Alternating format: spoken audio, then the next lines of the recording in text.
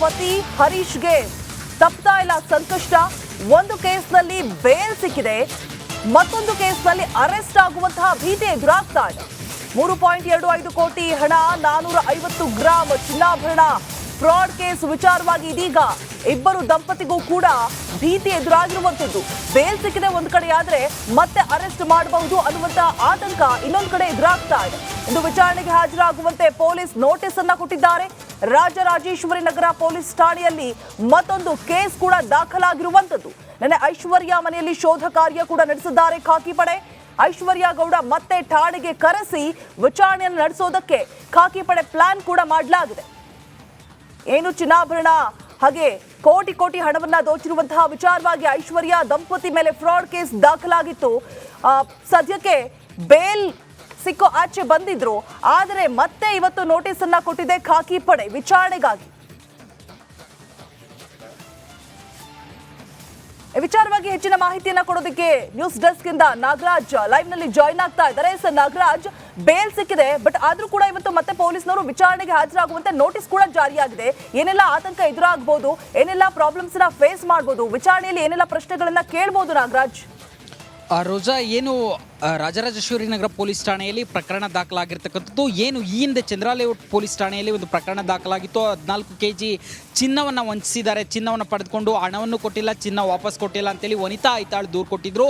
ಅದರ ನವಯ ಐಶ್ವರ್ಯ ಗೌಡ ದಂಪತಿ ಜೊತೆಗೆ ನಟ ಧರ್ಮ ಮೇಲೆ FIR ದಾಖಲಾಗಿತ್ತು. ಈಗ ರಾಜರಾಜೇಶ್ವರಿ ನಗರ ಪೊಲೀಸ್ ಠಾಣೆಯಲ್ಲಿ ಒಂದು ಪ್ರಕರಣ ದಾಖಲಾಗಿದೆ. ಇದರಲ್ಲಿ 3.25 ಕೋಟಿ ಹಣ ಜೊತೆಗೆ 450 ಗ್ರಾಂ ಚಿನ್ನಾಭರಣವನ್ನು ವಂಚನೆ ಮಾಡಿದ್ದಾರೆ ಅಂತೇಳಿ ಈ ಐಶ್ವರ್ಯ ಗೌಡ ದಂಪತಿ ಮತ್ತು ಒಬ್ಬ ಬೌನ್ಸರ್ ಮೇಲೆ FIR ದಾಖಲಾಗಿರ್ತಕ್ಕಂಥದ್ದು. ಇದಕ್ಕೆ ಸಂಬಂಧಿಸಿದಂತೆ ರಾಜರಾಜೇಶ್ವರಿ ನಗರ ಠಾಣಾ ಪೊಲೀಸರು ವಿಚಾರಣೆಗೆ ಬನ್ನಿ ಅಂತೇಳಿ ನೋಟಿಸನ್ನು ಜಾರಿ ಮಾಡಿರ್ತಕ್ಕಂಥದ್ದು. ಹೀಗಾಗಿ ಇವತ್ತು ಬೆಳಗ್ಗೆ 11 ಗಂಟೆಗೆ ವಿಚಾರಣೆಗೆ ಹಾಜರಾಗೋ ಸಾಧ್ಯತೆ ಇರತಕ್ಕಂಥದ್ದು. ಆದರೆ ಏನು ಈ ಹಿಂದೆ ಚಂದ್ರಾಲೇಔಟ್ ಠಾಣೆಯಲ್ಲಿ ದಾಖಲಾಗಿದ್ದ ಪ್ರಕರಣಕ್ಕೆ ಸಂಬಂಧಿಸಿದಂತೆ ಈಗಾಗಲೇ ಹೈಕೋರ್ಟ್ ಮಧ್ಯಂತರ ಜಾಮೀನನ್ನು ಮಂಜೂರು ಮಾಡಿರೋದ್ರಿಂದ ಪೊಲೀಸರು ಅದೇ ಸಿಮಿಲಾರಿಟಿ ಇರತಕ್ಕಂಥ ಈ ಒಂದು ಪ್ರಕರಣದಲ್ಲಿ ಇವರನ್ನು ಬಂಧಿಸುವುದು ಮೊದಲ ನೋಟಿಸ್ಗೆ ಬಂಧನ ಮಾಡೋ ಸಾಧ್ಯತೆಗಳು ಕಡಿಮೆ ಇರತಕ್ಕಂಥದ್ದು. ಒಂದು ವೇಳೆ ಏನು BNSS 35A ಅಡಿಯಲ್ಲಿ ಒಂದು ನೋಟಿಸನ್ನು ಜಾರಿ ಮಾಡಿದ್ದಾರೆ. ಇದರ ಅಡಿಯಲ್ಲಿ ಅವರು ವಿಚಾರಣೆಗೆ ಬರದೇ ಇದ್ದರೆ ಅಥವಾ ವಿಚಾರಣೆಗೆ ಸ್ಪಂದಿಸದೇ ಇದ್ದರೆ ಆಗ ಇವರನ್ನು ಬಂಧಿಸೋದ್ರ ಬಗ್ಗೆ ಪ್ಲಾನ್ ಮಾಡೋದು. ಯಾಕಂತಂದರೆ ಹೈಕೋರ್ಟ್ನಲ್ಲಿ ಗ್ರೌಂಡ್ಸ್ ಆಫ್ ಅರೆಸ್ಟನ್ನು ಸರಿಯಾಗಿ ತೋರಿಸಿಲ್ಲ ಮತ್ತು ಏನು ಸುಪ್ರೀಂ ಕೋರ್ಟ್ ಗೈಡ್ಲೈನ್ಸ್ಗಳಿದ್ದಾವೆ ಇವುಗಳನ್ನು ಫಾಲೋ ಮಾಡಿಲ್ಲ ಅನ್ನೋ ಕಾರಣಕ್ಕೆ ಅವರಿಗೆ ಮಧ್ಯಂತರ ಜಾಮೀನನ್ನು ನೀಡಿರ್ತಕ್ಕಂಥದ್ದು.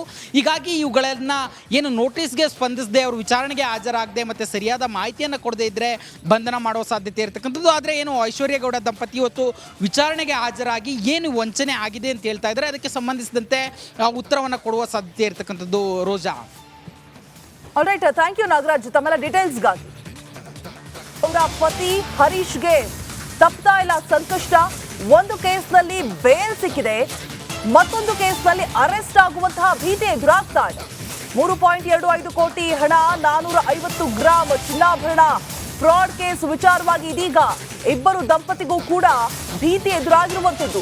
ಬೇಲ್ ಸಿಕ್ಕಿದೆ ಒಂದ್ ಕಡೆ ಆದ್ರೆ ಮತ್ತೆ ಅರೆಸ್ಟ್ ಮಾಡಬಹುದು ಅನ್ನುವಂತ ಆತಂಕ ಇನ್ನೊಂದು ಕಡೆ ಎದುರಾಗ್ತಾ ಇದೆ. ಇಂದು ವಿಚಾರಣೆಗೆ ಹಾಜರಾಗುವಂತೆ ಪೊಲೀಸ್ ನೋಟಿಸ್ ಅನ್ನ ಕೊಟ್ಟಿದ್ದಾರೆ. ರಾಜರಾಜೇಶ್ವರಿ ನಗರ ಪೊಲೀಸ್ ಠಾಣೆಯಲ್ಲಿ ಮತ್ತೊಂದು ಕೇಸ್ ಕೂಡ ದಾಖಲಾಗಿರುವಂತದ್ದು.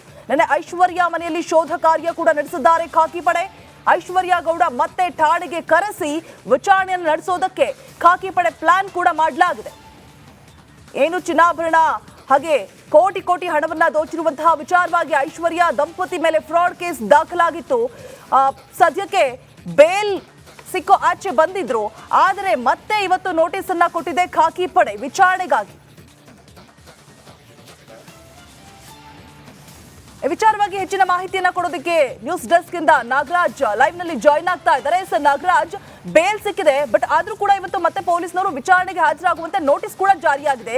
ಏನೆಲ್ಲ ಆತಂಕ ಎದುರಾಗಬಹುದು, ಏನೆಲ್ಲ ಪ್ರಾಬ್ಲಮ್ಸ್ ನ ಫೇಸ್ ಮಾಡಬಹುದು, ವಿಚಾರಣೆಯಲ್ಲಿ ಏನೆಲ್ಲ ಪ್ರಶ್ನೆಗಳನ್ನ ಕೇಳಬಹುದು ನಾಗರಾಜ್?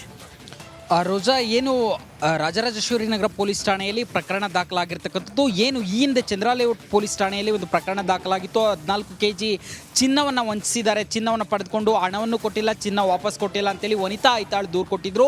ಅದರ ನವಯ ಐಶ್ವರ್ಯ ಗೌಡ ದಂಪತಿ ಜೊತೆಗೆ ನಟ ಧರ್ಮ ಮೇಲೆ FIR ದಾಖಲಾಗಿತ್ತು. ಈಗ ರಾಜರಾಜೇಶ್ವರಿ ನಗರ ಪೊಲೀಸ್ ಠಾಣೆಯಲ್ಲಿ ಒಂದು ಪ್ರಕರಣ ದಾಖಲಾಗಿದೆ. ಇದರಲ್ಲಿ 3.25 ಕೋಟಿ ಹಣ ಜೊತೆಗೆ 450 ಗ್ರಾಂ ಚಿನ್ನಾಭರಣವನ್ನು ವಂಚನೆ ಮಾಡಿದ್ದಾರೆ ಅಂತೇಳಿ ಈ ಐಶ್ವರ್ಯ ಗೌಡ ದಂಪತಿ ಮತ್ತು ಒಬ್ಬ ಒಬ್ಬ ಬೌನ್ಸರ್ ಮೇಲೆ FIR ದಾಖಲಾಗಿರ್ತಕ್ಕಂಥದ್ದು. ಇದಕ್ಕೆ ಸಂಬಂಧಿಸಿದಂತೆ ರಾಜರಾಜೇಶ್ವರಿ ನಗರ ಠಾಣಾ ಪೊಲೀಸರು ಆ ವಿಚಾರಣೆಗೆ ಬನ್ನಿ ಅಂತೇಳಿ ನೋಟಿಸನ್ನು ಜಾರಿ ಮಾಡಿರ್ತಕ್ಕಂಥದ್ದು. ಹೀಗಾಗಿ ಇವತ್ತು ಬೆಳಗ್ಗೆ 11 ಗಂಟೆಗೆ ವಿಚಾರಣೆಗೆ ಹಾಜರಾಗೋ ಸಾಧ್ಯತೆ ಇರತಕ್ಕಂಥದ್ದು. ಆದರೆ ಏನು ಈ ಹಿಂದೆ ಚಂದ್ರಾಲಯ ಠಾಣೆಯಲ್ಲಿ ದಾಖಲಾಗಿದ್ದ ಪ್ರಕರಣಕ್ಕೆ ಸಂಬಂಧಿಸಿದಂತೆ ಈಗಾಗಲೇ ಹೈಕೋರ್ಟ್ ಮಧ್ಯಂತರ ಜಾಮೀನನ್ನು ಮಂಜೂರು ಮಾಡಿರೋದ್ರಿಂದ ಪೊಲೀಸರು ಅದೇ ಸಿಮಿಲಾರಿಟಿ ಇರತಕ್ಕಂಥ ಈ ಒಂದು ಪ್ರಕರಣದಲ್ಲಿ ಇವರನ್ನು ಬಂಧಿಸುವುದು ಮೊದಲ ನೋಟಿಸ್ಗೆ ಬಂಧನ ಮಾಡೋ ಸಾಧ್ಯತೆಗಳು ಕಡಿಮೆ ಇರತಕ್ಕಂಥದ್ದು. ಒಂದು ವೇಳೆ ಏನು BNSS 35A ಅಡಿಯಲ್ಲಿ ಒಂದು ನೋಟಿಸನ್ನು ಜಾರಿ ಮಾಡಿದ್ದಾರೆ, ಇದರ ಅಡಿಯಲ್ಲಿ ಅವರು ವಿಚಾರಣೆಗೆ ಬರದೇ ಇದ್ದರೆ ಅಥವಾ ವಿಚಾರಣೆಗೆ ಸ್ಪಂದಿಸದೇ ಇದ್ದರೆ ಆಗ ಇವರನ್ನು ಬಂಧಿಸೋದ್ರ ಬಗ್ಗೆ ಪ್ಲಾನ್ ಮಾಡೋದು. ಯಾಕಂತಂದರೆ ಹೈಕೋರ್ಟ್ನಲ್ಲಿ ಗ್ರೌಂಡ್ಸ್ ಆಫ್ ಅರೆಸ್ಟನ್ನು ಸರಿಯಾಗಿ ತೋರಿಸಿಲ್ಲ ಮತ್ತು ಏನು ಸುಪ್ರೀಂ ಕೋರ್ಟ್ ಗೈಡ್ಲೈನ್ಸ್ಗಳಿದ್ದಾವೆ ಇವುಗಳನ್ನು ಫಾಲೋ ಮಾಡಿಲ್ಲ ಅನ್ನೋ ಕಾರಣಕ್ಕೆ ಅವರಿಗೆ ಮಧ್ಯಂತರ ಜಾಮೀನನ್ನು ನೀಡಿರ್ತಕ್ಕಂಥದ್ದು.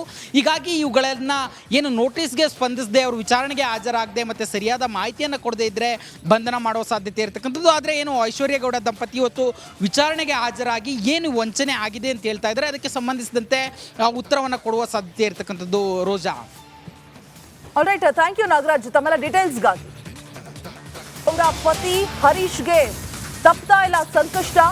ಒಂದು ಕೇಸ್ನಲ್ಲಿ ಬೇಲ್ ಸಿಕ್ಕಿದೆ, ಮತ್ತೊಂದು ಕೇಸ್ನಲ್ಲಿ ಅರೆಸ್ಟ್ ಆಗುವಂತಹ ಭೀತಿ ಎದುರಾಗ್ತಾ ಇದೆ. 3.25 ಕೋಟಿ ಹಣ, 450 ಗ್ರಾಂ ಚಿನ್ನಾಭರಣ ಫ್ರಾಡ್ ಕೇಸ್ ವಿಚಾರವಾಗಿ ಇದೀಗ ಇಬ್ಬರು ದಂಪತಿಗೂ ಕೂಡ ಭೀತಿ ಎದುರಾಗಿರುವಂತದ್ದು. ಬೇಲ್ ಸಿಕ್ಕಿದೆ ಒಂದ್ ಕಡೆ ಆದ್ರೆ ಮತ್ತೆ ಅರೆಸ್ಟ್ ಮಾಡಬಹುದು ಅನ್ನುವಂತ ಆತಂಕ ಇನ್ನೊಂದು ಕಡೆ ಎದುರಾಗ್ತಾ ಇದೆ. ಇಂದು ವಿಚಾರಣೆಗೆ ಹಾಜರಾಗುವಂತೆ ಪೊಲೀಸ್ ನೋಟಿಸ್ ಅನ್ನ ಕೊಟ್ಟಿದ್ದಾರೆ.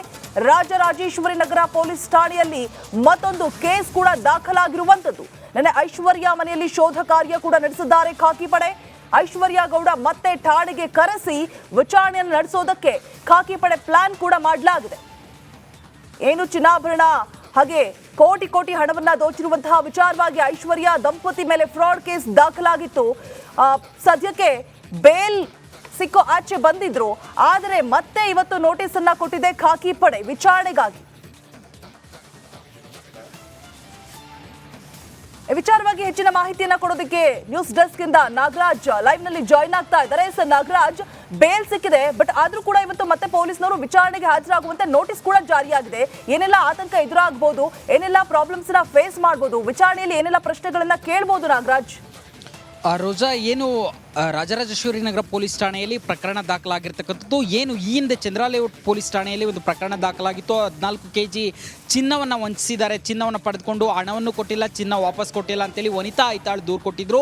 ಅದರ ನವಯ ಐಶ್ವರ್ಯ ಗೌಡ ದಂಪತಿ ಜೊತೆಗೆ ನಟ ಧರ್ಮ ಮೇಲೆ FIR ದಾಖಲಾಗಿತ್ತು. ಈಗ ರಾಜರಾಜೇಶ್ವರಿ ನಗರ ಪೊಲೀಸ್ ಠಾಣೆಯಲ್ಲಿ ಒಂದು ಪ್ರಕರಣ ದಾಖಲಾಗಿದೆ. ಇದರಲ್ಲಿ 3.25 ಕೋಟಿ ಹಣ ಜೊತೆಗೆ 450 ಗ್ರಾಂ ಚಿನ್ನಾಭರಣವನ್ನು ವಂಚನೆ ಮಾಡಿದ್ದಾರೆ ಅಂತೇಳಿ ಈ ಐಶ್ವರ್ಯ ಗೌಡ ದಂಪತಿ ಮತ್ತು ಒಬ್ಬ ಬೌನ್ಸರ್ ಮೇಲೆ FIR ದಾಖಲಾಗಿರ್ತಕ್ಕಂಥದ್ದು. ಇದಕ್ಕೆ ಸಂಬಂಧಿಸಿದಂತೆ ರಾಜರಾಜೇಶ್ವರಿ ನಗರ ಠಾಣಾ ಪೊಲೀಸರು ಆ ವಿಚಾರಣೆಗೆ ಬನ್ನಿ ಅಂತೇಳಿ ನೋಟಿಸನ್ನು ಜಾರಿ ಮಾಡಿರ್ತಕ್ಕಂಥದ್ದು. ಹೀಗಾಗಿ ಇವತ್ತು ಬೆಳಗ್ಗೆ 11 ಗಂಟೆಗೆ ವಿಚಾರಣೆಗೆ ಹಾಜರಾಗೋ ಸಾಧ್ಯತೆ ಇರತಕ್ಕಂಥದ್ದು. ಆದರೆ ಏನು ಈ ಹಿಂದೆ ಚಂದ್ರಾಲಯ ಠಾಣೆಯಲ್ಲಿ ದಾಖಲಾಗಿದ್ದ ಪ್ರಕರಣಕ್ಕೆ ಸಂಬಂಧಿಸಿದಂತೆ ಈಗಾಗಲೇ ಹೈಕೋರ್ಟ್ ಮಧ್ಯಂತರ ಜಾಮೀನನ್ನು ಮಂಜೂರು ಮಾಡಿರೋದ್ರಿಂದ ಪೊಲೀಸರು ಅದೇ ಸಿಮಿಲಾರಿಟಿ ಇರತಕ್ಕಂಥ ಈ ಒಂದು ಪ್ರಕರಣದಲ್ಲಿ ಇವರನ್ನು ಬಂಧಿಸುವುದು ಮೊದಲ ನೋಟಿಸ್ಗೆ ಬಂಧನ ಮಾಡೋ ಸಾಧ್ಯತೆಗಳು ಕಡಿಮೆ ಇರತಕ್ಕಂಥದ್ದು. ಒಂದು ವೇಳೆ ಏನು BNSS 35A ಅಡಿಯಲ್ಲಿ ಒಂದು ನೋಟಿಸನ್ನು ಜಾರಿ ಮಾಡಿದ್ದಾರೆ, ಇದರ ಅಡಿಯಲ್ಲಿ ಅವರು ವಿಚಾರಣೆಗೆ ಬರದೇ ಇದ್ದರೆ ಅಥವಾ ವಿಚಾರಣೆಗೆ ಸ್ಪಂದಿಸದೇ ಇದ್ದರೆ ಆಗ ಇವರನ್ನು ಬಂಧಿಸೋದ್ರ ಬಗ್ಗೆ ಪ್ಲಾನ್ ಮಾಡೋದು. ಯಾಕಂತಂದರೆ ಹೈಕೋರ್ಟ್ನಲ್ಲಿ ಗ್ರೌಂಡ್ಸ್ ಆಫ್ ಅರೆಸ್ಟನ್ನು ಸರಿಯಾಗಿ ತೋರಿಸಿಲ್ಲ ಮತ್ತು ಏನು ಸುಪ್ರೀಂ ಕೋರ್ಟ್ ಗೈಡ್ಲೈನ್ಸ್ಗಳಿದ್ದಾವೆ ಇವುಗಳನ್ನು ಫಾಲೋ ಮಾಡಿಲ್ಲ ಅನ್ನೋ ಕಾರಣಕ್ಕೆ ಅವರಿಗೆ ಮಧ್ಯಂತರ ಜಾಮೀನನ್ನು ನೀಡಿರ್ತಕ್ಕಂಥದ್ದು.